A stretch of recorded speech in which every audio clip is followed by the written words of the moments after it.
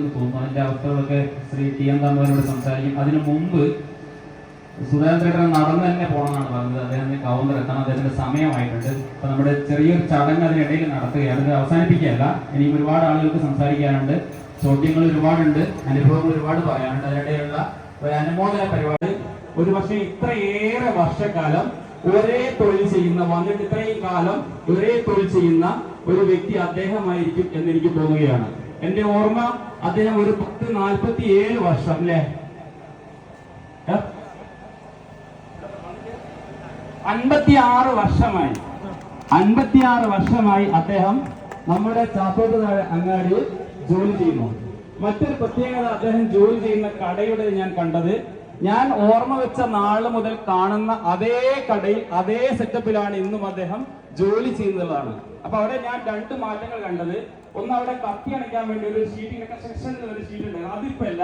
പിന്നെ ഞങ്ങളൊക്കെ മുടിയിലെ പ്രകൃതി കറക്റ്റായ മെഷീൻ ഉണ്ടാക്കിയ വേദന ഒരു സാധനം, അതും ഇപ്പൊ അല്ല. ബ്ലേഡൊക്കെ വന്നപ്പോ ഔട്ടായി പോയ സാധനമാണെന്ന് ഞാൻ കണക്ക് പുസ്തകത്തിലൊക്കെ ചിലപ്പോ അങ്ങനെ ഉണ്ടാകും. അദ്ദേഹം അവിടുന്ന് കാൽനട യാത്രയായിട്ടാണ് ഇവിടെ വരുന്നത്.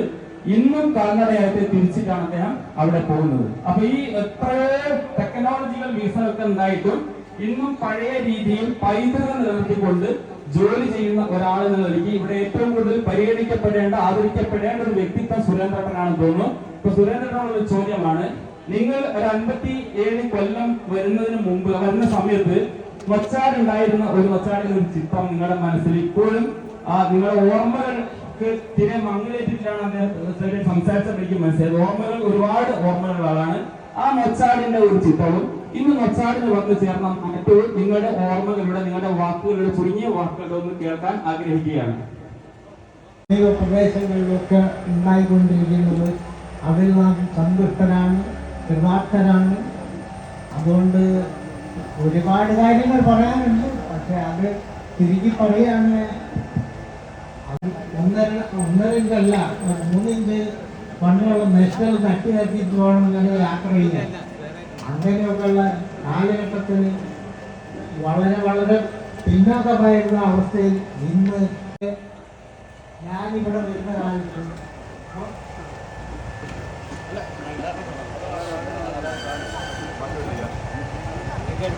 ഞാൻ ഇവിടെ വരുന്ന കാലത്ത് മഹാദാരിദ്ര്യത്തിൻ്റെ കഷ്ടപ്പാടിൻ്റെ ഒരു കാലഘട്ടമാണ്. കാരണം അന്ന് റേഷൻ കാർഡിൽ 80 ഗ്രാം അരിയാണ് ഒരാൾക്ക് ഉണ്ടായിരുന്നു. അങ്ങനെ ഇവിടെ എനിക്ക് തോന്നുന്ന ഒരു 100ഓളം ചുമട്ട് തൊഴിലാളികൾ 100 അല്ല, ഇപ്പിന്നായി ഇവിടെ ചെറിയ ഒരു 10-15 വയസ്സ് ഉള്ളപ്പോൾ തന്നെ ചുമടെടുക്കുന്ന ഒരു കാലഘട്ടമാണ്. അന്ന് മത്സരമാണ്. ഉള്ളിൽ പോയി സാധനങ്ങളുമായി ലോറി വരുന്ന നോക്കി മുന്നിൽ എനിക്ക് പോയിട്ട് സാധനങ്ങൾ താല്പര്യത്തോടുകൂടി മത്സരിച്ച് പോവുക വണ്ടി കൊണ്ടുവരുന്നത്. പിന്നെ അന്ന് ഈ നിരന്തരമായ കൊലകുത്തിനായിരുന്നത് അത് പിന്നെ അതിന്റെ ലോകം എടുക്കാൻ വേണ്ടി നമ്മുടെ ഈ മതേതര രാജ്യത്തുണ്ട്. ആ മതേതര രാജ്യത്ത് ഒരു വിഭാഗം അല്ലെങ്കിൽ ഭൂരിപക്ഷ വർഗീയ ഫാസിസം എന്ന് പറയുന്ന ഒരു സംഘപരിവാർ ശക്തിയാണ് ഇന്ത്യ രാജ്യം ഭരിക്കുന്നത്. അങ്ങനെ ഭരിക്കുന്നതിന്റെ ഭാഗമായിട്ട് അവരെ ശത്രുക്കളായിട്ട് കണക്കാക്കിയ വിഭാഗങ്ങളെ പൂർണ്ണമായിട്ടും ഉന്മൂലനം ചെയ്യാനുള്ള ഒരു ശ്രമമാണ് ഇവിടെ നടക്കുന്നത്. അതിന്റെ ഭാഗമായിട്ടാണ് ഇവിടെ പൗരത്വ ഭേദഗതി നിയമവും അത് ഭേദഗതി ഭക്ഷണമൊക്കെ കഴിച്ചത്. അത് മാത്രമല്ല, അരിഭക്ഷണം കുറവായി. ആ കൂട്ടത്തിൽ ഞാൻ പറയുകയാണ്, പെട്ടെന്ന് പറയുന്നുണ്ട് കുറച്ച് സമയത്ത് അത്യപൂർവമായി വെള്ളമടിക്കുന്ന, അതും കുറച്ച് പ്രായമേറിയ 4-5 ആളുകൾ മാത്രമാണ് പഴയ തലമുറയുടെ ഓർമ്മകളിൽ ഉള്ളത്. ദിലീപ് മാഷ് വ്യക്തിപരമായി ഇതൊരു അനുഭവസ്ഥൻ കൂടി ആയതുകൊണ്ട് തന്നെ ഇന്ന് വളരെ ദൗർഭാഗ്യകരമെന്ന് പറയട്ടെ, നമ്മുടെ നാടുകളിൽ ലഹരി വളരെ വ്യാപകമായി കൊണ്ട്. ഞാൻ 5ാം ക്ലാസ് പഠിക്കുമ്പോൾ എൻ്റെ അമ്മ കുറച്ച് ദിവസം കഴിഞ്ഞപ്പോൾ എന്നെ പെങ്ങള് കൊണ്ടുപോയി. അവിടുന്ന് തന്നെ പെങ്ങളെ തൊട്ടടുത്ത വീട്ടിലേക്ക് മോര് വാങ്ങാൻ പറഞ്ഞേക്ക്. പൈസയും നൽകും. അടുത്ത വീട്ടുകാരെ പൈസ വാങ്ങുന്നവർ വാങ്ങും. എനിക്ക് അത്ഭുതമായിരുന്നു. കാരണം അക്കാലത്ത് എൻ്റെ നാട്ടിൽ ഒരു സ്ഥലത്തും മോറിൻ്റെ പൈസ വാങ്ങിയിട്ടുണ്ട്, ഫ്രീ ആയി. അതായിരുന്നു നമ്മുടെ നാട്. പിന്നെ ഒരുപാട് കാര്യം പറയാൻ മനസ്സിൽ വരുന്നുണ്ട്, സമയമില്ലാത്തതൊന്നും പറയുന്നത്.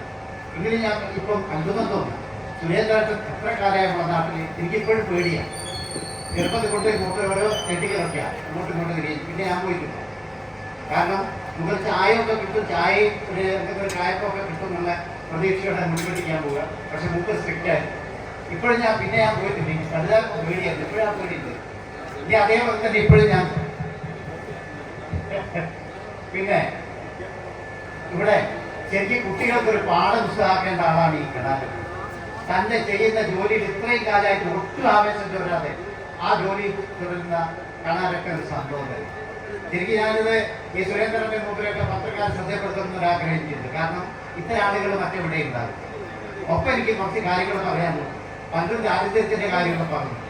അത് നമ്മുടെ കേട്ടിരിക്കാറുണ്ടായിരുന്നു. പക്ഷെ പുതിയ കാലത്തെ കുട്ടിയോട് എന്ന് പറയുമ്പോൾ മാഷെ തള്ളു കുറച്ചുകൂടെ എന്ന് ചോദിക്കാറുണ്ട്. അത് അത്തരം പഴയ കാലത്തെ കഥകൾ പറയാതെ പുതിയ കാലത്തെ ട്രെൻഡിനെ കുറിച്ചും ഫാഷനെ കുറിച്ചും പുതിയ കാലത്തെ അക്കാലത്ത് ഒരു മറ്റു ജാതിക്കാരെ കൊണ്ടുവന്ന് ഭക്ഷണം കഴിച്ചാലുണ്ടാകുന്ന പ്രയാസങ്ങൾ. അപ്പൊ അതുപോലെയുള്ള ആളുകളൊക്കെ പിന്നെ നമ്മുടെ വെച്ചുപോയ അബ്ദുള്ളക്ക, ചാലിക്കണ്ടി രാഘവൻ നായർ എന്ന് പറയുന്ന ഒരാളുണ്ടായിരുന്നു. എനിക്ക് ആൾക്കാരുടെ ഓർമ്മയില്ല. അതുപോലെയുള്ള ആളുകളൊക്കെ നമ്മുടെ ഈ പ്രദേശത്ത് ജനങ്ങളുടെ സാമൂഹ്യ മാറ്റത്തിന് വേണ്ടിയും അവകാശങ്ങൾക്ക് വേണ്ടിയൊക്കെ പ്രവർത്തിച്ച ആളുകളാണ്.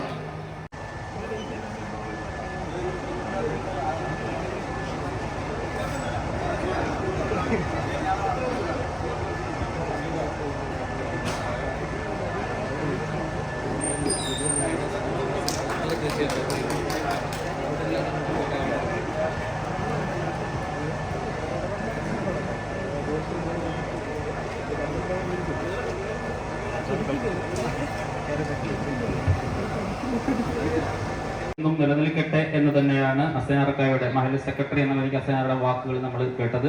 ഇപ്പൊ നമ്മുടെ മച്ചാട് മഹല്ല് പള്ളി ഒരു പക്ഷേ പുരാതനമായ ഒരു പള്ളിയാണ്, ഒരു ചരിത്ര സ്മാരകം എന്ന് പറയാവുന്ന ഒരു പള്ളിയാണത്. അതേപോലെ ആരാധനാലയങ്ങൾ നമ്മുടെ ഇവിടെ മച്ചാട് നരസിംഹ ക്ഷേത്രം ഒരു ചരിത്ര സ്മാരകം പോലെ ഇന്ന് നാട്ടിൽ നിൽക്കുന്നുണ്ട്. മാവിലമ്പാടി ക്ഷേത്രമുണ്ട്, കേളോത്തമ്പലമുണ്ട്. അതേപോലെ നമ്മുടെ മച്ചാട് എന്തെങ്കിലും ചരിത്രപരമായി ഇങ്ങനെ പ്രത്യേകതയുള്ള വേറെ എന്തെങ്കിലും ഉണ്ടായിരുന്നോ? ചരിത്ര സംഭവങ്ങളുമായി, പ്രത്യേകിച്ച് നമ്മുടെ ദേശീയ സ്വാതന്ത്ര്യ സമരവുമായി എന്തെങ്കിലും ബന്ധമുണ്ടായിരുന്നുവോ? മച്ചാട് ജീവിച്ച് മരിച്ചുപോയ ഇതേപോലെ നമുക്ക് എന്നും ഓർമ്മിക്കാവുന്ന ചരിത്ര പുരുഷന്മാർ ആരെങ്കിലും ഉണ്ടായിരുന്നോ എന്ന് പുതിയ തലമുറയ്ക്ക് കേൾക്കാൻ കൗതുകമുണ്ട്. തീർച്ചയായും ഒരു ചരിത്രാന്വേഷകൻ കൂടിയായ നമ്മുടെ കുഞ്ഞിരാമൻ മാസ്റ്റർ നമ്മുടെ കൂടെ ഉണ്ട്.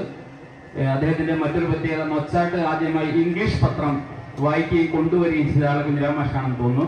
അപ്പൊ മച്ചാടിന്റെ ഒരു ചരിത്ര പൈതൃകത്തിലേക്കുള്ള മാഷയുടെ ഓർമ്മകളിലേക്കാണ് ക്ഷണിക്കുന്നത്.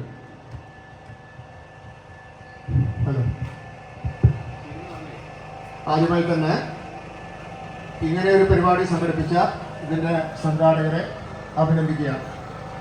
എന്നോട് ചോദിച്ച ചോദ്യം നമ്മുടെ ദേശീയ പ്രസ്ഥാനവും ഒക്കെ ആയി ബന്ധപ്പെട്ട് മച്ചാടിന് എന്തെങ്കിലും ബന്ധമുണ്ടോ, അതുപോലുള്ള എടുത്തുപോയ തന്നെ വ്യക്തികൾ ആരും ഉണ്ടാക്കിയില്ല.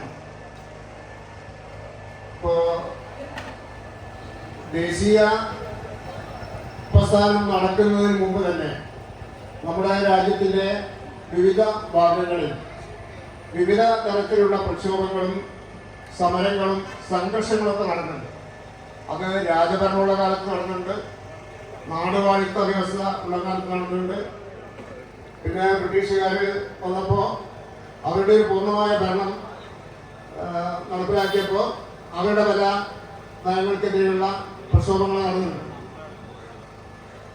അപ്പം ആ പ്രക്ഷോഭ സമരങ്ങളിലൊക്കെ തന്നെ അതാത് കാലഘട്ടത്തിൽ നാട്ടിൻ പ്രദേശത്തുള്ള അറിയപ്പെടുന്ന ആളുകൾ പങ്കെടുത്തിട്ടുണ്ട്. അപ്പോൾ എനിക്ക് ഉറപ്പിച്ചു പറയാനുള്ള ഒരു കാര്യം, നമ്മൾ ഇന്ന് ഉണ്ടാക്കിയുള്ള നേട്ടങ്ങളെല്ലാം തന്നെ ഏതെങ്കിലും ഭരണാധികാരികൾ ഔദാര്യപൂർവ്വം തന്ന ഒരു കാര്യമല്ല. നിരന്തരമായ പ്രക്ഷോഭങ്ങളുടെ അല്ലെങ്കിൽ സമരങ്ങളുടെ പോരാട്ടങ്ങളുടെ ഒക്കെ ഫലമായിട്ടാണ്. നേരത്തെ ഇവിടെ റേഷന്റെ കാര്യം പറഞ്ഞു. പിന്നെ നമ്മുടെ പഴയ റേഷൻ സമ്പ്രദായം ഇപ്പം ഇല്ല എന്നുള്ളത് എല്ലാവർക്കും അറിയാലോ. റേഷൻ എന്ന് പറയുന്ന സംവിധാനം കേരളത്തിൽ നിർത്തിയിട്ട് കുറേ കാലമായി. ഈ റേഷൻ ജവഹർലാൽ നെഹ്റു ഇന്ത്യൻ പ്രധാനമന്ത്രിയായ സമയത്ത് നമുക്ക് കേരളത്തിൽ പ്രത്യേകമായിട്ട് അനുവദിച്ചതാണ്. അതിൻ്റെ മുന്നോടിയായിട്ട് ഒരുപാട് സമരങ്ങൾ അതുമായിട്ട് ബന്ധപ്പെട്ട് നടന്നുണ്ട്. ഒരു പട്ടിണി ഈ പ്രദേശത്ത് എത്തിച്ചേർന്നത് എന്നാണ് ചരിത്ര പുസ്തകത്തിൽ നിന്ന് മനസ്സിലാക്കാൻ വേണ്ടി കഴിയും. അതായത് തൃശ്ശൂർ ജില്ലയിൽ നിന്നുള്ള നൊച്ചാട് എന്ന പേരിലുള്ള ഇല്ലത്ത് താമസിക്കുന്ന ബ്രാഹ്മണ സഹോദരന്മാരാണ് ഈ നൊച്ചാട് ആദ്യമായി എത്തിച്ചേർന്നതും.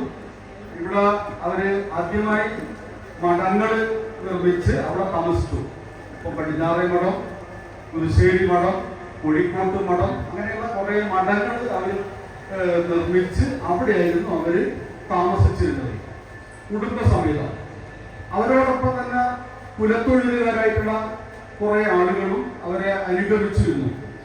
അവര് പല വീടുകളിലും ഇപ്പോൾ തട്ടാന്തോട്ടത്തിലും കൊല്ലനകണ്ടി എന്ന് പറഞ്ഞാലും മലയന്തറോൽ എന്ന് പറഞ്ഞാലും അങ്ങനെയുള്ള ഓരോ വീടുകൾ അറിയപ്പെടുന്നത് അങ്ങനെയുള്ള കുലത്തൊഴിലുകാർ താമസിച്ച വീടുകൾക്കാണ് അങ്ങനെയുള്ള പേരുകൾ പറഞ്ഞത്. അപ്പൊ അവര് അവിടെ താമസിച്ചതിന് ശേഷം ആണ് ഇവിടെ ഒരു ക്ഷേത്രം നിർമ്മിക്കുന്നത്. ഈ ബ്രാഹ്മണന്മാര് എത്തിച്ചേർന്നാൽ അവരെ ഏറ്റവും പ്രധാനമായിട്ടും ക്ഷേത്രങ്ങൾക്കാണ് പ്രാധാന്യം കൊടുക്കുന്നത്. അവിടെ ക്ഷേത്രം നിർമ്മിക്കും. അങ്ങനെ ഒരു ക്ഷേത്രം നിർമ്മിച്ചപ്പോൾ ആ ക്ഷേത്രത്തിന് അവരെ തൃശ്ശൂരിലുള്ള അവരെ ഇല്ലത്തിന്റെ പേര് നൽകി നൊച്ചാട് നരസിംഹ ക്ഷേത്ര എന്ന പേരിലാണ് ആ ക്ഷേത്രം അറിയപ്പെടുന്നത്. ആ നരസിംഹ ക്ഷേത്രത്തിന്റെ ചുറ്റുവട്ടത്തുള്ള പ്രദേശം നൊച്ചാട് എന്നായി അറിയപ്പെടുകയാണ് ചെയ്യുന്നത്.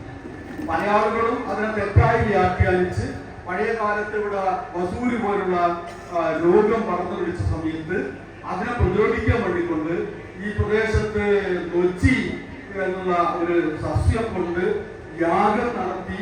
അതുകൊണ്ടാണ് ഇവിടെ നൊച്ചാടായി, നൊച്ചിയിൽ നിന്നാണ് നൊച്ചാടായത് എന്നൊക്കെ തന്നെ പറഞ്ഞിട്ട് അതിനെ വികലപ്പെടുത്താൻ ശ്രമിക്കുന്നുണ്ട്. യഥാർത്ഥത്തിൽ സംഭവിച്ചത് അത് ചരിത്രമാണ്. ഈ നൊച്ചാട് ഇല്ലത്തുകാരായിട്ടുള്ള ബ്രാഹ്മണന്മാര് ഇവിടെ വന്ന് ക്ഷേത്രം നിർമ്മിച്ച് ഇവിടെ താമസാക്കിയതിനു ശേഷം ആ ക്ഷേത്രത്തിന് നൊച്ചാടില്ലം എന്നുള്ള പേര് നൽകിയതിന്റെ ഭാഗമായിട്ടാണ് ആ ക്ഷേത്രത്തിന്റെ പരിസരങ്ങൾ ഉൾപ്പെടുന്ന ആ മേഖലയെ നൊച്ചാടായി പിന്നീട് അറിയപ്പെട്ടത്. ആ നൊച്ചാട് പിന്നീട് നൊച്ചാട് പഞ്ചായത്തായി മാറുകയായി. ഇങ്ങനെയാണ് നൊച്ചാട്. ആ സമയത്ത് പിന്നീട് ഇങ്ങോട്ട് കുറെ കാലം കഴിഞ്ഞതിന് ശേഷമാണ് ടിപ്പു സുൽത്താൻ കേരളത്തിലേക്ക് വരികയാണ്. എല്ലാ ക്ഷേത്രങ്ങളും നശിപ്പിക്കാൻ യുദ്ധത്തോടുകൂടി പടയാളികളുമായി ഇറങ്ങിത്തിരിച്ചിരിക്കുന്നു എന്നുള്ള ഒരു വ്യാജ വാർത്ത ഈ പ്രദേശങ്ങളിലാകെ പടർന്ന് പന്തലിച്ചു. അങ്ങനെ ആ വാർത്ത പടർന്ന് പന്തലിച്ച സമയത്ത് ടിപ്പുവിന്റെ ആക്രമണം ഭയന്നുകൊണ്ടാണ് ഇതുപോലുള്ള ക്ഷേത്രങ്ങൾ ഇവിടെ ഇപ്പം നൊച്ചാട് നരസിംഹ ക്ഷേത്രമുണ്ട്, നടുവണ്ണൂര് നരസിംഹ ക്ഷേത്രമുണ്ട്, അങ്ങനെയുള്ള അന്നത്തെ ക്ഷേത്രങ്ങളിലുള്ള ബ്രാഹ്മണന്മാര് എല്ലാ സമ്പത്തുകളും ഇട്ടെറിഞ്ഞ് അവര് സ്വന്തം നാട്ടിലേക്ക് തിരിച്ചുപോയി എന്നുള്ളതാണ് ചരിത്രത്തിൽ നിന്ന് പഠിക്കാൻ വേണ്ടി കഴിയുന്നത്. അങ്ങനെയാണ് ഇവിടെ നിന്ന് കുറെ ആളുകൾ. അപ്പൊ ഇവിടെ ഈ ക്ഷേത്രത്തിന്റെ കുളത്തിന്റെ അകത്തേക്ക് എന്തെല്ലാം വലിച്ചെറിഞ്ഞ് എന്നൊന്നും പറയാം, വിലപിടിപ്പുള്ള സ്വർണ്ണങ്ങളോ മറ്റോ വലിച്ചെറിഞ്ഞിട്ടുണ്ടോ എന്നൊന്നും പറയാൻ വേണ്ടി കഴിയില്ല. എന്തായാലും നടുവണ്ണൂർ ക്ഷേത്രത്തിന്റെ കുളത്തിൽ നിന്ന് അതുപോലുള്ള വിലപിടിപ്പുള്ള ഒരുപാട് കണ്ടുകിട്ടാൻ വേണ്ടി കഴിഞ്ഞു എന്നുള്ളത് മനസ്സിലാക്കുന്നു. അങ്ങനെ അവര് ഇവിടുന്ന് സ്ഥലം വിട്ടു പോയതിനു ശേഷം ഇവിടെ ബാക്കിയുള്ള ഇവിടെ അവരെ ഈ ബ്രാഹ്മണന്മാരെ സേവിക്കാൻ ഇവിടെ വന്ന വൈശ്യന്മാരായിട്ടുള്ള ആളുകൾ എന്ന് പറഞ്ഞാൽ നായർ വിഭാഗത്തിൽപ്പെട്ട ആളുകൾ അവരിൽ കുറെ കഴിവും ഒക്കെ ബുദ്ധിയും ഒക്കെയുള്ള കുറെ ആളുകൾ അവരാണ് എന്ത് ചെയ്യുന്നത് ഈ ഭൂമിയിൽ ആധിപത്യം ഉറപ്പിച്ചത്. അതുവരെ ഈ ക്ഷേത്രത്തിന്റെ വക ബ്രഹ്മസ്ഥ ഭൂമിയായിട്ടാണ് ഈ ഭൂമികളെല്ലാം ഉണ്ടായിരുന്നത്. ബ്രാഹ്മണന്റെ പേരിലല്ല, ക്ഷേത്രത്തിന്റെ പേരിലുള്ള ബ്രഹ്മസ്ഥ ഭൂമിയായിട്ടാണ് ഈ പ്രദേശത്തെ മുഴുവൻ ഭൂമികളും, നമ്മുടെ കേരളത്തിലെ മുഴുവൻ ഭൂമികളും ബ്രഹ്മസ്ഥ ഭൂമിയായിട്ടാണ് ഉണ്ടായിരുന്നത്. ആ ബ്രഹ്മസ്ഥ ഭൂമിയിൽ പിന്നീട് ഈ ബ്രാഹ്മണന്മാര് അങ്ങനെ തിരിച്ച് അവര് പോയതിനു ശേഷം ഇവിടെ വൈശ്യന്മാരായിട്ടുള്ള ആളുകൾ ആണ് എന്ത് ചെയ്ത് ഈ ഭൂമി കൈവശപ്പെടുത്തിയത്. അവര് പ്രഖ്യാപിക്കാണ് ആ കാണുന്ന ഭൂമി എന്റേതാണെന്ന് പ്രഖ്യാപിച്ച് അവര് പിന്നെ അംശം അധികാരിയെ കൊണ്ട് രേഖകൾ ഉണ്ടാക്കിയിട്ടാണ് അവരിത് അത് കൈവശം. മുഴുവൻ ആളുകൾ പൂർണ്ണമായ സഹകരണത്തോടുകൂടിയാണ് മഹലിന്റെ ഇതിലുള്ള എല്ലാ പ്രവർത്തനവും നടന്നു പോകുന്നത്. അക്കാര്യത്തിൽ അഭിപ്രായത്തിൽ മഹലിന്റെ കാര്യത്തിൽ അഭിപ്രായം അത് സംഘടനാപരമായ അഭിപ്രായത്തിലും മഹലിന്റെ കാര്യത്തിൽ ഈ പുരോഗതികൾ പിന്നെ വേറിട്ട് നിന്ന സ്ഥലം, ഒറ്റപ്പെട്ടു പോയ സ്ഥലം, ഗതാഗത സംവിധാനം വേണ്ടത്ര ഇല്ലാത്ത ഒരു കാലമായിരുന്നു. സുരേന്ദ്രൻ പറഞ്ഞത് 6 ഇഞ്ചിന്റെ കല്ലിൽ കൂടെ നടന്നു വന്നുകൊണ്ട്. അപ്പൊ നമുക്കൊക്കെ അറിയാം, പണ്ട് രോഗമായാലും പോലും പെട്ടെന്ന് ആശുപത്രി എത്തിക്കാൻ പറ്റുന്ന സംവിധാനം ഉണ്ടായിരുന്നില്ല. ഇന്ന് ഗതാഗത കാര്യങ്ങളിലൊക്കെ നമ്മൾ വേറെ പുരോഗമിച്ചിട്ടുണ്ട്. ഒരു പക്ഷേ നൊച്ചാട്ട് ഒരു അറിയപ്പെടുന്ന പരമ്പരാഗത ഡ്രൈവറായ OK യൂസഫ് ഉണ്ട്. അദ്ദേഹം പിന്നെ ജന്മം കൊണ്ട് നമ്മുടെ നാട്ടുകാരൻ തന്നെയാണെങ്കിലും നമ്മുടെ നാട്ടിലേക്ക് വന്നു എന്ന് പറയാവുന്ന ഒരാളാണ്. അപ്പൊ അദ്ദേഹം എപ്പോഴും ഡ്രൈവറായി ഇപ്പോഴും അദ്ദേഹം ജോലി തുടരുകയാണ്. അപ്പൊ യൂസഫ് ഖാൻ മച്ചാട് വരുന്ന കാലത്തുണ്ടായിരുന്ന മച്ചാടിന്റെ ഗതാഗത സൗകര്യങ്ങളെ കുറിച്ചൊക്കെ ഓർമ്മയിലൂടെ ഒന്ന് പറയാം.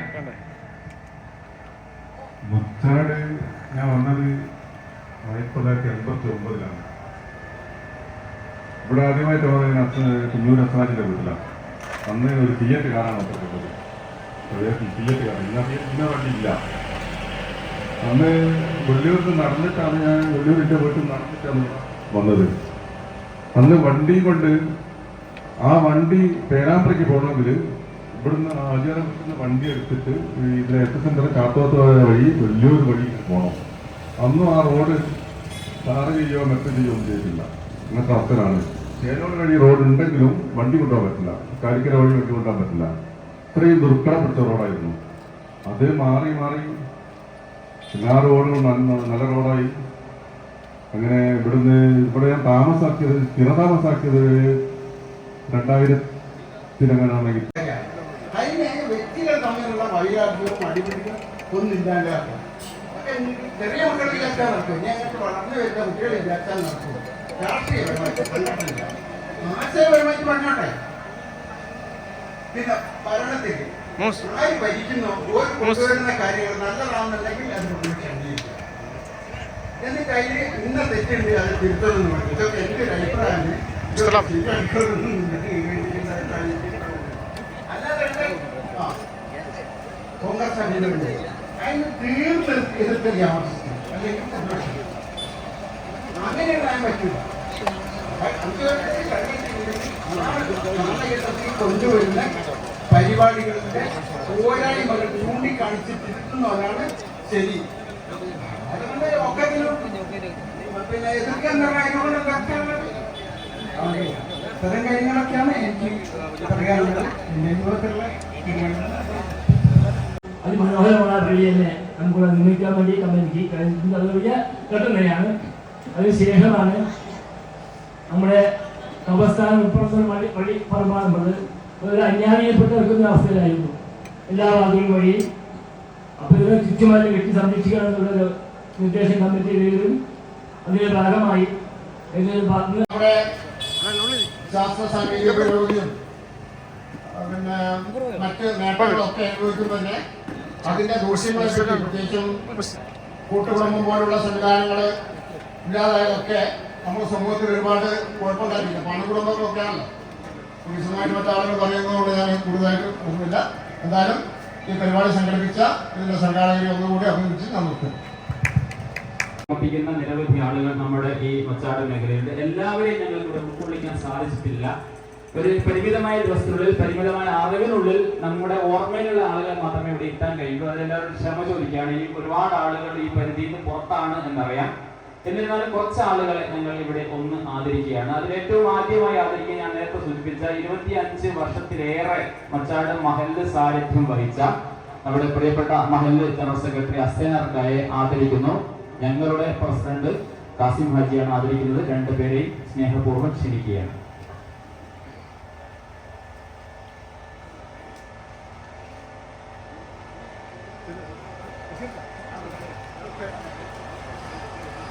കാസിം ഇങ്ങോട്ട്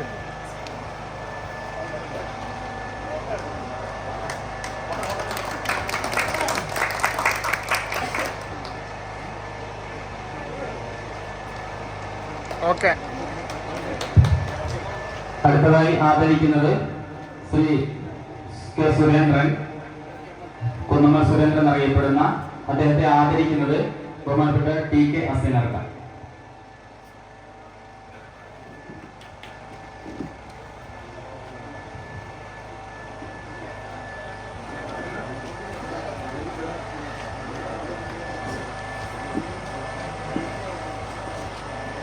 കസിങ്ക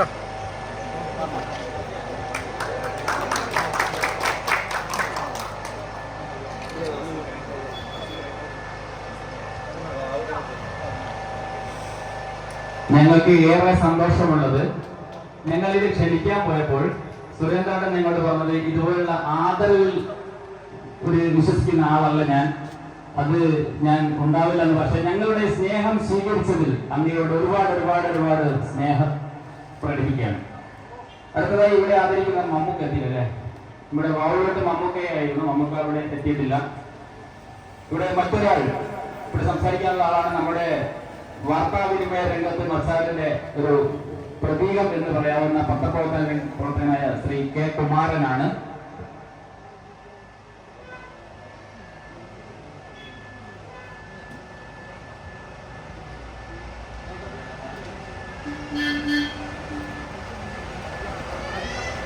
ശ്രീ കെ കുമാരനെ ആദരിക്കുന്നു പത്മനാഭ മാസ്റ്റർ.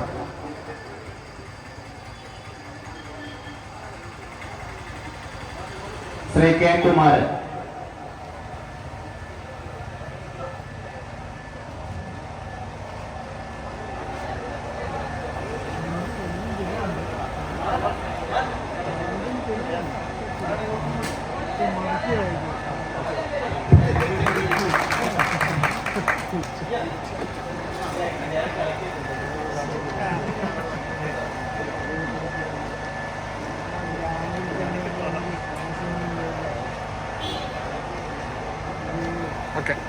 അടുത്തത് മച്ചാടിന്റെ കാർഷിക സംസ്കാരവുമായി ഏറെ ബന്ധപ്പെട്ട് കിടക്കുന്ന രണ്ട് വ്യക്തികളാണ് നെടുവടി കണാരട്ടനും പി എം ശ്രീധരനും. നെടുവടി കണാരട്ടനെ ആദരിക്കുന്നത് പാറക്കൽ നാസർ.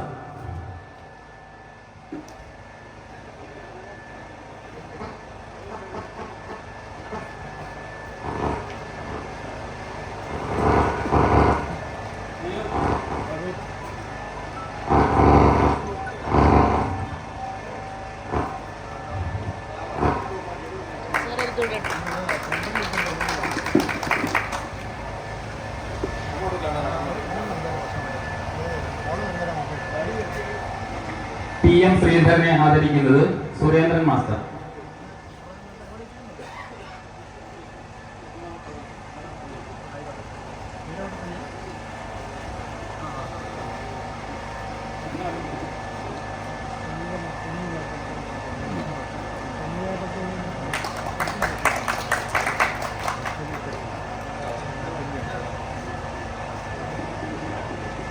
കാർഷിക രംഗവുമായി ബന്ധമുള്ള മറ്റൊരു വ്യക്തിയാണ് എ എം കുഞ്ഞായിക്ക. ചുമട്ട് തൊഴിലാളിയായും ഇപ്പോൾ തേങ്ങ പണിക്കാരനായും ഇപ്പോൾ സജീവമായിട്ട് കുഞ്ഞായിക്കക്ക് ഒരുപാട് അനുഭവങ്ങൾ പറയാനുണ്ട്. കുഞ്ഞായിക്കയെ ആദരിക്കുന്ന സിറാജ് മാസ്റ്റർ.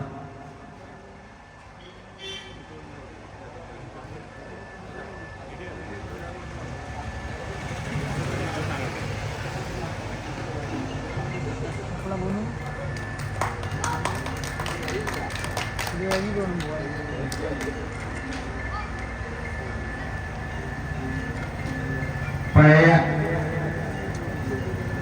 നമ്മുടെ കൺക്ലൂഡ് ചെയ്യുന്നുണ്ടോ? നമ്മുടെ കഴിഞ്ഞ ശേഷം ഇവിടെ നമ്മുടെ പരിപാടി തുടരുന്നതാണ്. ബാങ്ക് കൊടുക്കുന്നവരെ നമുക്ക് സമയമുണ്ട്. കച്ചവട രംഗത്ത് വെച്ചായിട്ട് ഒരുപാട് കാലം അധികം മാപ്പറ്റ് അസിസ്റ്റ് അവിടെ എത്തിയില്ലാന്ന് തോന്നുന്നു.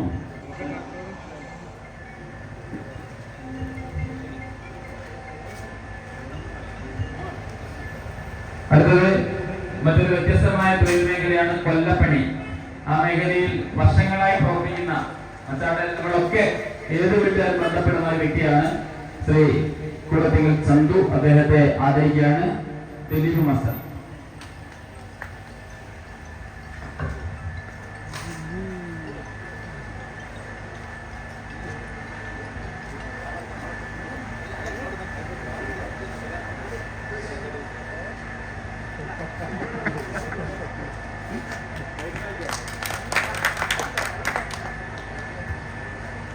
മറ്റൊരു തൊഴിൽ മേഖലയാണ് തയ്യൽ പണി. ഒരുപക്ഷെ നമുക്ക് പരിചയം കുറവായിരിക്കാം, എനിക്ക് പരിചയം കുറവാണ്.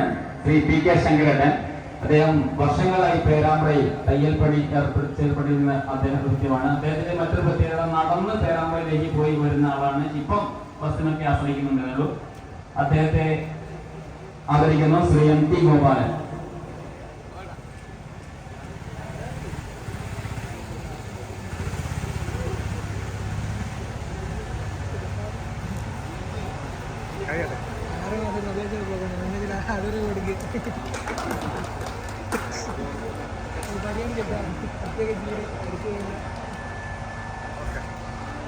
ഇവിടെ തേടിയിരുന്ന ഒരാള് ബ്രൈക്കയാണ്.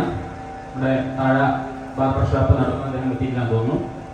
ഞാൻ നേരത്തെ പറഞ്ഞ CK നാരായണൻ, വർഷങ്ങളായി മൊച്ചാട് റേഷൻ കട നടത്തി വരുന്ന CK നാരായണനെ ആദരിക്കുന്നു. അറഫ യൂസഫ്.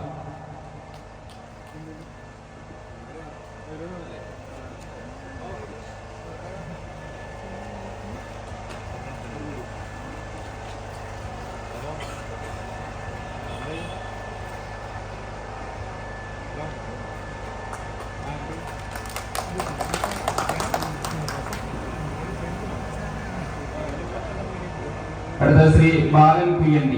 നമുക്കറിയാം, ഇന്ന് ഏത് തൊഴിൽ മേഖലയിലും യന്ത്രങ്ങളുടെ കടന്നുകയറ്റമുണ്ട്.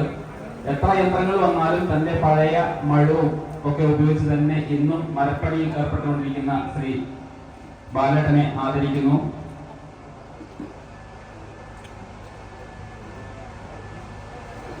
ശ്രീ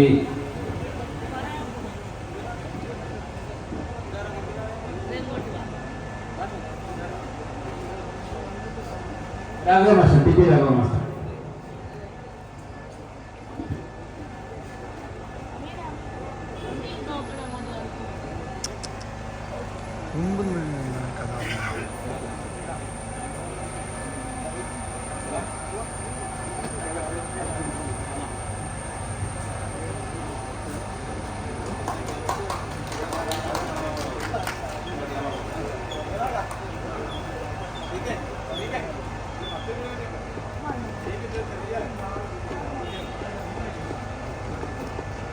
അടുത്തതായി കർഷക തൊഴിലാളിയായി ഒരു ഓർമ്മ വെച്ച നാള് മുതൽ ശ്രീ AM ദാമോദരൻ രംഗത്തുണ്ട്. ഇപ്പോഴും സജീവമായി ചുറുചുറുക്കോടെ ഇന്നും അദ്ദേഹം പണികാരനാണ് ഇങ്ങോട്ട് വരുന്നത്. അദ്ദേഹത്തെ ആദരിക്കുകയാണ്. അദ്ദേഹത്തെ ആദരിക്കുന്നത് Shri TM Damodaran.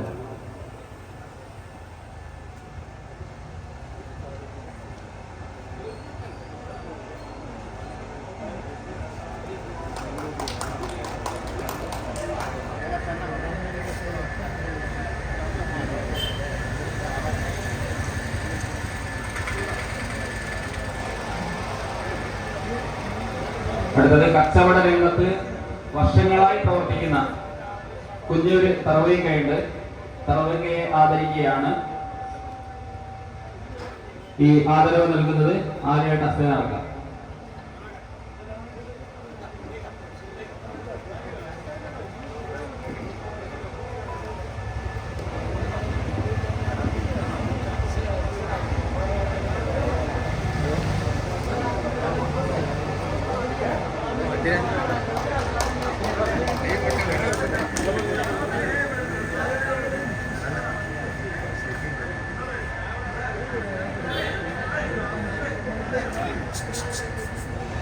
Shri OK Yusuf, മച്ചാടിന്റെ driver, അദ്ദേഹത്തെ ആദരിക്കുന്നു. പാറമ്പൽ എത്തിച്ചോദിക്ക.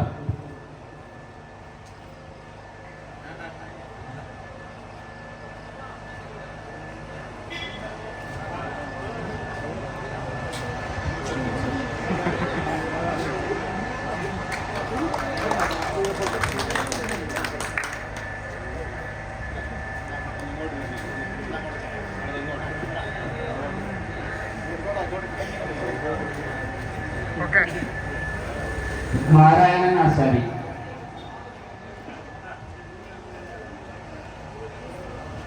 നാരായണൻ ആശാരിയെ ആദരിക്കുന്നു. റഫീഖ് മഫാസ്.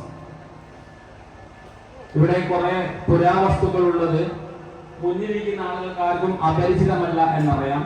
നമ്മുടെ നിത്യജീവിതവുമായി ബന്ധപ്പെട്ടതാണ്. ഇതൊക്കെ എന്തിനു ഉപയോഗിച്ചു എന്ന് നമുക്കൊക്കെ അറിയാം. പുതിയ തലമുറയാണ് ഇത് കാണുകയും അറിയുകയും ഒക്കെ ചെയ്യേണ്ടത്. ഇതിവിടെ ഒരുക്കാൻ നമുക്ക് സൗകര്യം ഒരുക്കി തന്നത് നെടുമ്പറമ്പ് അസ്നാർക്കയാണ്. അസ്നാർക്കയിലുള്ള നമ്മുടെ ഈ സംഘാടക സമിതിയുടെ പ്രത്യേകമായ നന്ദി അറിയിക്കുകയാണ്.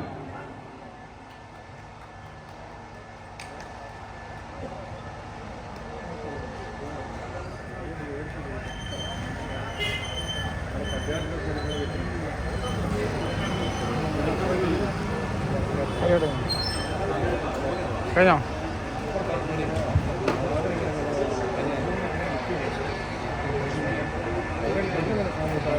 നമ്മുടെ സ്നേഹിക്കാൻ ഒരു നഷ്ടവും ഇതുണ്ടായില്ല. സ്നേഹിക്കാൻ പറഞ്ഞു. അപ്പൊ അത്തരം ഒരു സന്ദർഭത്തിലാണ് ഈ കൂട്ടായ്മ ഉണ്ടാക്കുക. ഇത് കുട്ടികളെ മനസ്സിലാക്കുക, എല്ലാവരെയും പരസ്പരം സ്നേഹിക്കുക.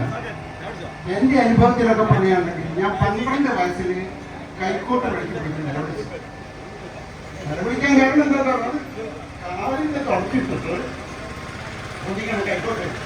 വൈകുന്നേരം ആകുമ്പോഴേക്കും ഇവിടെ അങ്ങനെ പഴുത്തു വയ്ക്കും, അംഗീകാരം സംഭവിക്കില്ല. അപ്പം അത്ര പ്രയാസപ്പെട്ട് പണിയെടുക്കും. ഞാൻ ചെയ്യാത്ത ഒരു മേഖലയില്ല. പറമ്പ് കിടക്കാൻ പോയിട്ട്, കരിമ്പ് കയറാൻ പോയിട്ട്, തെങ്ങ് കയറാൻ പോയിട്ട്, എല്ലാ മേഖലയിലും പണിയെടുക്കും. അവസാനം എന്താ റേഷൻ മെച്ചില്ല പുണ്യാണ്. അപ്പുണ്യാന് ഞാൻ പ്രസന്റ് ചെയ്ത് കണ്ടുവെക്കുമ്പോഴാണ് ചതോത്തേറ്റ റേഷപ്പെടുത്തിട്ട് അത് നിന്നെ കണക്കാക്കിയിട്ട് അന്നെ അടക്കണം. ഞാൻ പറഞ്ഞു നിങ്ങളത് ഇടവന്ന് എന്നിട്ട് പൈസയില്ല, പിന്നെ അതിനുള്ള വിദ്യാഭ്യാസമില്ല. അപ്പോൾ വിദ്യാഭ്യാസം നടക്കും. അതൊക്കെ നല്ല അങ്ങനെയാണ്. ഞാൻ പറഞ്ഞത് അറിയില്ലെന്ന്. ഇയാൾ എൻ്റെ അടുത്ത് പോയി കുട്ടിയാൻ്റെ അടുത്തില്ല.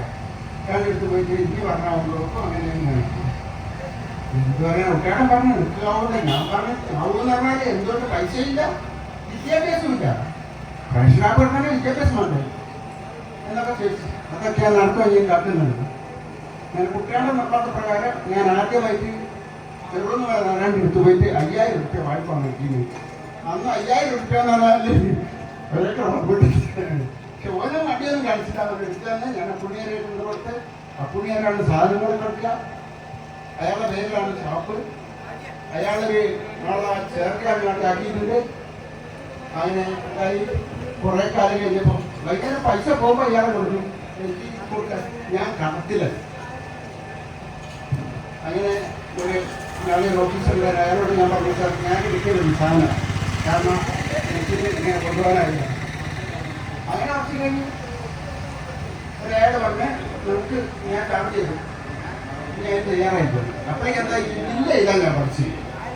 എന്നാലും ആഴ്ച കൊണ്ടോട്ട് ഇന്നലെ 720 ഗ്രാം വെച്ച് പെരുക്കിക്ക് ഇതാക്കണം. ഇന്നത്തെ കാപ്പിലേക്ക് കൊണ്ടില്ലല്ലോ.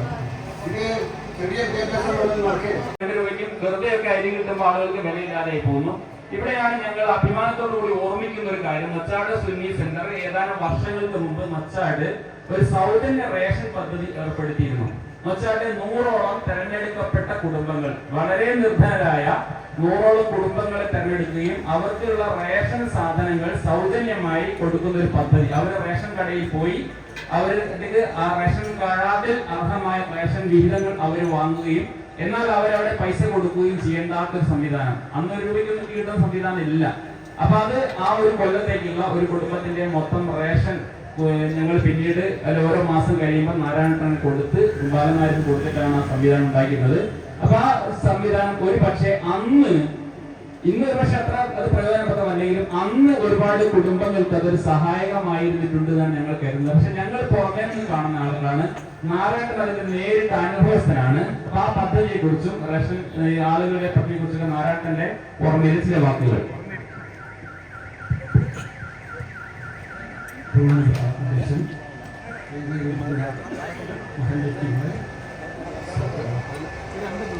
ഫുള്ള് കിട്ടുന്നില്ല, വീഡിയോ ഫുള്ള് കിട്ടിയില്ല.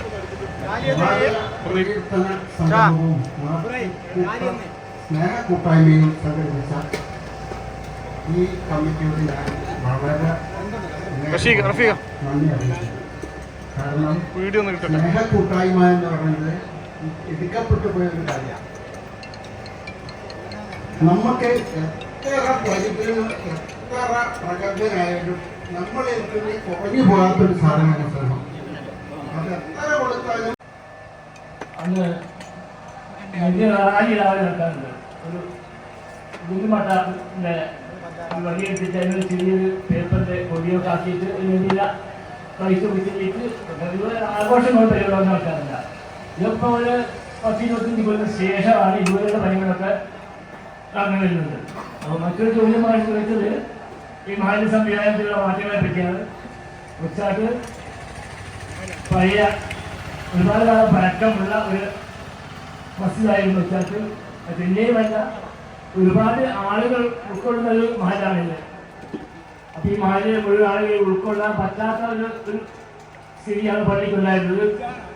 അങ്ങനെ ഞാൻ മഹലിലേക്ക് കടന്നു 1994 ആദ്യമായിട്ട് ഞാൻ മഹലിൽ കമ്മിറ്റിയിലേക്ക് വരുന്നത്. ഏകദേശം 30 കൊല്ലമായി. ആദ്യത്തെ 3 കൊല്ലം ഞാൻ ജനറൽ സെക്രട്ടറിയാണ്, പിന്നീട് ഇങ്ങോട്ടാണ് ജനറൽ സെക്രട്ടറി ആയത്. അപ്പൊ ഞാൻ ഈ കടന്നു വന്ന അന്നുപോലെ തന്നെ ഈ പള്ളിയിൽ പോയി ഈ പറയുന്ന ചർച്ചകൾ നമുക്ക് ഇങ്ങനെ നടന്നുകൊണ്ടിരിക്കുന്നുണ്ട്. ഏകദേശം 10 കൊല്ലമായി ചർച്ച നടത്തി 2003 പഴയ പള്ളി പുതുക്കി പണിയെന്ന് തീരുമാനിച്ചെങ്കിലും ആ കമ്മിറ്റി തമ്മിലുള്ള സ്നേഹമാണ് ആ തീയുടെ കൈമാറുന്നത് എന്ന ഇല്ലായ്മകൾക്കിടയിലും സ്നേഹം കൊണ്ട് സമ്പന്നമായിരുന്ന ഒരു പഴയ കാലത്തിന്റെ ചിത്രമാണ് അസ്നേർക്കാർ ഇവിടെ പറഞ്ഞത്. വെച്ചാൽ ഒരു പക്ഷേ വിദ്യാഭ്യാസ മേഖലയിൽ വലിയ ഒരു മാറ്റം ഇന്ന് എത്തിച്ചേർന്നിട്ടുണ്ട് എന്ന് നമുക്കൊക്കെ അഭിമാനിക്കാൻ പറ്റും എന്ന് തോന്നുന്നു. ശ്രീ പത്മനാഭൻ മാസ്റ്റർ ഇവിടെയുണ്ട്, എന്റെയൊക്കെ ഗുരുനാഥനാണ്. ഒരുപാട് കാലം വെള്ളിയൂർ UP സ്കൂളിൽ അധ്യാപകനായിരുന്നു. ഒരുപക്ഷെ നമ്മുടെ വിദ്യാഭ്യാസമായി ഏറെ പിന്നോക്കം നിൽക്കുന്ന ഒരു കാലഘട്ടത്തിലായിരിക്കണം പട്ടാമാഷൊക്കെ വിദ്യാഭ്യാസ രംഗത്തേക്ക് ഒരു അധ്യാപകനായി ജോലി പ്രവേശിക്കുന്നത്. അപ്പൊ നൊച്ചാടിന്റെ വിദ്യാഭ്യാസ പുരോഗതിയെ കുറിച്ച് മാഷുടെ കാഴ്ചപ്പാടിലുള്ള ഓർമ്മകളാണ് ഞങ്ങൾ ഇപ്പോൾ പ്രതീക്ഷിക്കുന്നത്.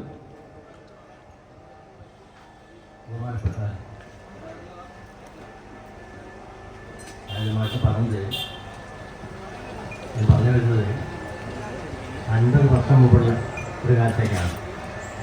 എന്താണെങ്കിൽ അന്ന് സ്കൂളിൽ പോകാൻ തന്നെ വളരെ കുറവാണ്. പ്രത്യേകിച്ചും വലിയ സമ്പന്നന്മാരൊക്കെ കുറച്ച് അതും പോകില്ല. സമ്പന്നന്മാർ പോലും ഒരു UP സ്കൂളിൽ വെച്ച് വിദ്യാഭ്യാസം അവസാനിപ്പിക്കും. എന്താ കാരണം വെച്ചാൽ സ്കൂളുകളില്ല. ഇവിടെ അടുത്തന്ന് കൽപ്പത്തൂർ UP സ്കൂളാണ് എല്ലാവരും പഠിച്ചത്. ഞങ്ങളൊക്കെ പഠിച്ചത് വെള്ളിയൂരാണ്. വെള്ളിയൂർ സ്കൂളിൽ നമ്മളെ വിദ്യാഭ്യാസ മേഖലയിൽ അടിയോടി മാഷ കണ്ടോത്ത് ദിലീപിൻ്റെ ഫാദർ ഉമേഷ് ജോഡി മാഷ്, അദ്ദേഹത്തിൻ്റെ വലിയ പരിശ്രമം കൊണ്ടാണ് UP സ്കൂൾ പ്രസ്താവിക്കാൻ കാരണം. വെള്ളിയൂർ അതുവരെ നൊച്ചാടുന്നുണ്ടെങ്കിൽ 10 താഴെ കുട്ടികൾ മാത്രമേ അന്ന് കൽപ്പത്തൂർ UP സ്കൂൾ പഠിച്ചിട്ടുള്ളൂ.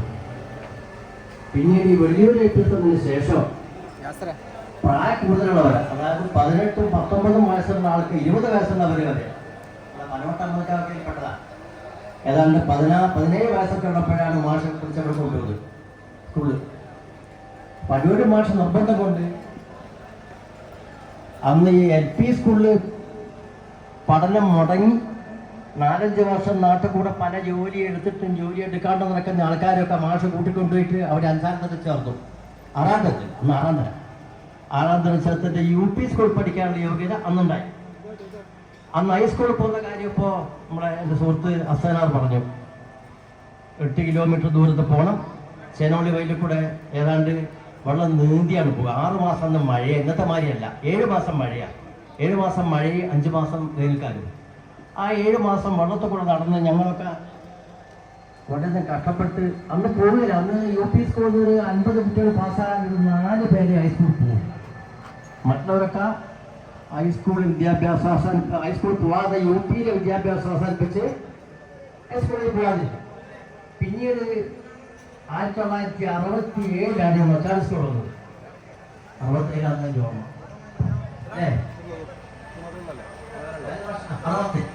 60 ശേഷം ഈ ഹൈസ്കൂളിന് ശേഷം ഒരുപാട് കുട്ടികൾ നമ്മുടെ പ്രദേശത്ത് നൊച്ചാട് പഞ്ചായത്ത് മറ്റുള്ള ഒരുപാട് പഞ്ചായത്ത് കുട്ടികൾ നൊച്ചാട് പഞ്ചായത്ത്, അതുപോലെ കാരണ പഞ്ചായത്ത്, നല്ലൂട് പഞ്ചായത്തിൻ്റെ കുറേ ഭാഗം ഇങ്ങനെയുള്ള ഭാഗങ്ങളിൽ നിന്ന് ഈ നൊച്ചക്കായ സ്കൂൾ വന്നതോടുകൂടി ഒരുപാട് വലിയ മാറ്റം നമ്മുടെ വിദ്യാഭ്യാസ മേഖലയ്ക്കുണ്ട്.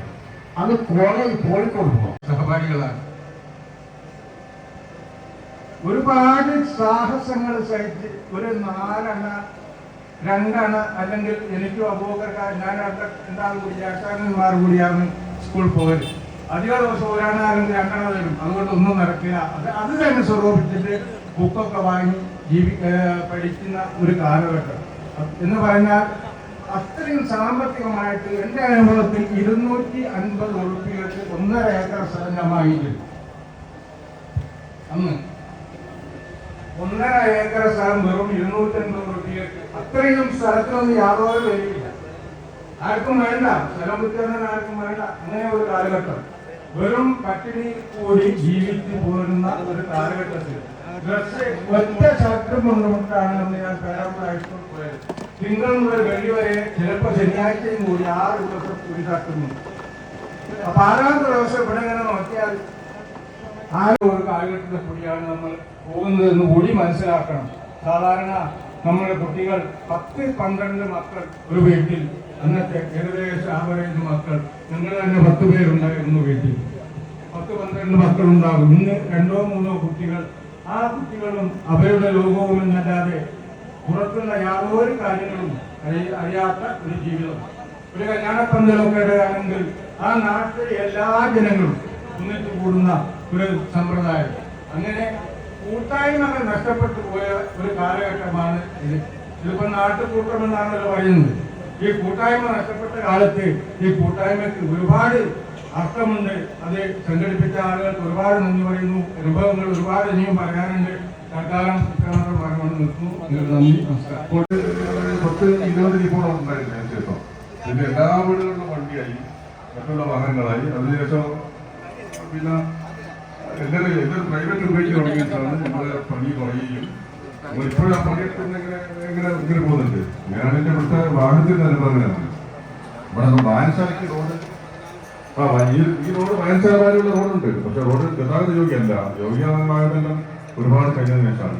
ഇപ്പം ഞാനിവിടെ വന്നിട്ട് 89 മുതൽ ഇങ്ങോട്ട് നോക്കിയാൽ എൻ്റെ ഡ്രൈവർ പണി ചെയ്യുമെന്ന് പറഞ്ഞാൽ 1981 ലൈസൻസ് എടുത്ത് തുടങ്ങിയതാണ്. അതിനുശേഷം ഡ്രൈവർ പണിയാണ് ഇതുവരെ എടുത്തത്. ഇപ്പോഴും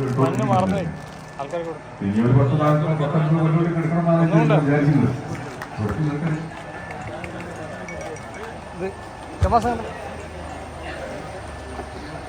അടുത്തൊരു ചോദ്യം ചോദിക്കാനായിട്ട് നമ്മൾ ഒരുപക്ഷെ അതൊരു ഒരു ചരിത്ര നിയമം പോലെ അദ്ദേഹം 27 വർഷമായി തുടർച്ചയായി മച്ചാട് മഹല്ല് കമ്മിറ്റിയുടെ ജനറൽ സെക്രട്ടറിയായി പ്രവർത്തിച്ചു വരികയാണ്. അപ്പൊ അദ്ദേഹത്തിന്റെ നേതൃത്വത്തിൽ മഹല്ലിൽ കഴിഞ്ഞ കാലങ്ങളിൽ ഒരുപാട് പുരോഗതിയും മാറ്റങ്ങളും ഒക്കെ ഉണ്ടായിട്ടുണ്ട്.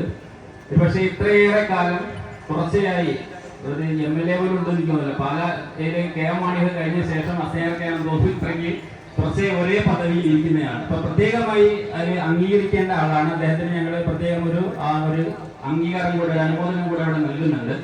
അപ്പൊ അദ്ദേഹത്തോട് ചോദിക്കാനുള്ളത് പഴയ മഹല്ല് സംവിധാനങ്ങൾ ഒക്കെ എങ്ങനെ ആയിരുന്നു എന്നുള്ളതാണ്.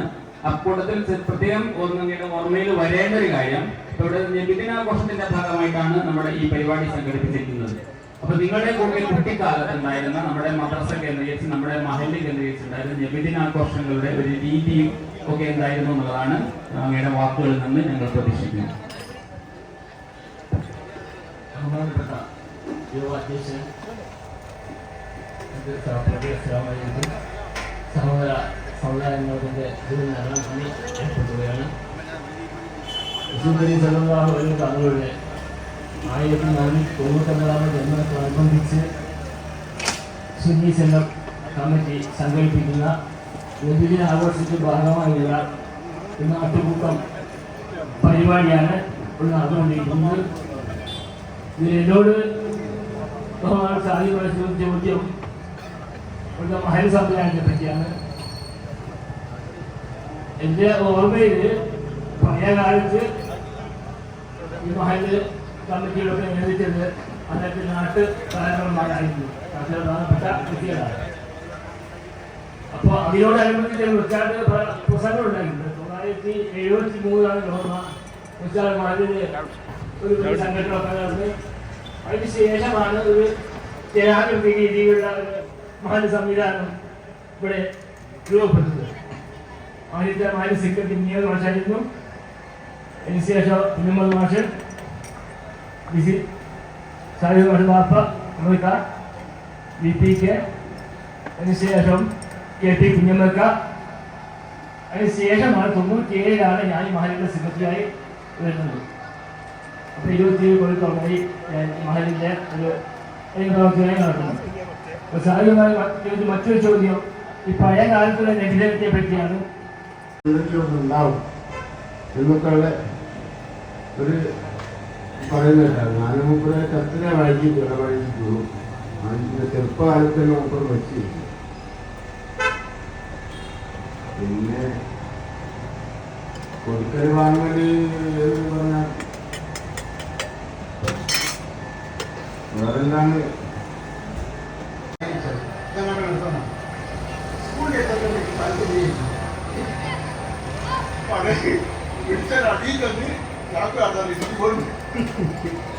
അങ്ങനെയൊക്കെയുള്ള കഷ്ടപ്പാടാണ്. പിന്നെ ഉണ്ടെന്ന് വല്ലാത്ത പന്തലുകൾ, ഈ കല്യാണത്തിന്റെ പന്തലുണ്ട്. കല്യാണം നിശ്ചയിച്ചാൽ ഏതാണ്ട് ഒരാഴ്ച മുമ്പേ പന്തലുകളും കള്ളികളിലേക്ക് കൊടുക്കുന്ന കാഴ്ച. ഒരു കല്യാണ വീട്ടില് സാധാരണയായിട്ട് മാങ്ങാക്കറിയും വെറുംചോറും ഉണ്ടാവുക.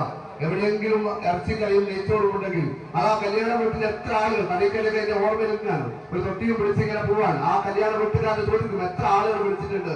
1000 ആളുകളെ വിളിച്ചെങ്കിൽ ആ ഇറച്ചി 1000 ആളുകൾക്കും ഒരുപോലെ വിളമ്പി കൊടുത്തൊരു കാലം. ആ നന്മയുടെ കാലത്ത് നിന്ന് നാം ഒരുപാട് ദൂരം സഞ്ചരിച്ചു.